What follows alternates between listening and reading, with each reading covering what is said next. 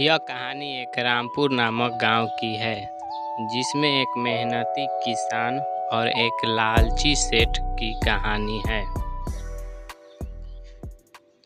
हरिदास बड़ी ही मेहनती था। वह खेतों में काम करता था और अपने परिवार को चलाता रहता था। वह बड़ा ही ईमानदार था।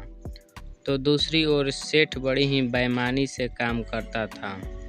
वह बहुत पहले से ही बेईमानी का काम करता था, जिससे वह बहुत अमीर, लेकिन वह बड़ा लालची था।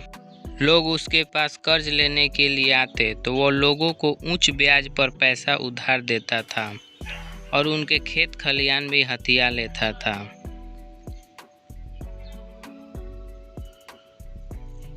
एक दिन गांव में सूखा पड़ गया, जिससे लोग बहुत डर गए। उन्हें पानी भी नहीं मिलता था, जिससे नदियाँ और तालाब सूख गए थे। फसलें भी बर्बाद होने लगी थी। जैसे ही हरिदास अपने फसलों को देखा तो वह दंग रह गया कि अब मेरे फसलें कैसे होंगी, घर का खर्च कैसे चलेगा। तभी उसने सोचा कि सेठ से कुछ पैसे उधार लेता हूँ। मजबूरी में रघुनंदन किसान सेठ के पास जाता है।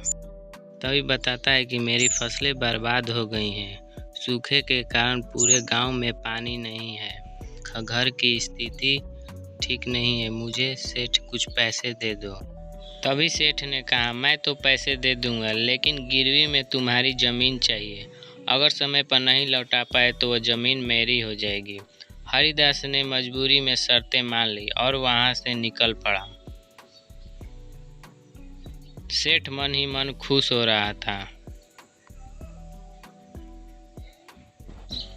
हरिदास ने भी हार नहीं माना। वह दिन रात मेहनत से खेती करता कि सेठ का अगर पैसा नहीं लौटाया तो मेरी जमीन तो जाएगी ही जाएगी। हरिदास जब खेतों में आया तो बड़ी बड़ी फसलों को देखकर बहुत ही खुश हुआ और सारा बेचकर बाजार में सेठ को पैसा देने के लिए आ रहा था। सेठ तो खुश था कि पैसा नहीं लौटा पाएगा, लेकिन जब पैसा लौटा रहा था तो सेठ को बड़ी ही हैरानी हुई। वह चौंक गया कि यह कैसे लौटा दिया।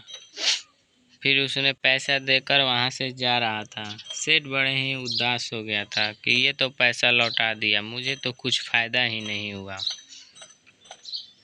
कुछ समय बाद राजा के दरबार में एक खेती से जुड़ा एक प्रतियोगिता का आयोजन हुआ, जिसमें कई लोग शामिल हुए थे, जिसमें हरिदास भी वहां हिस्सा लेने के लिए राजा के पास गया था।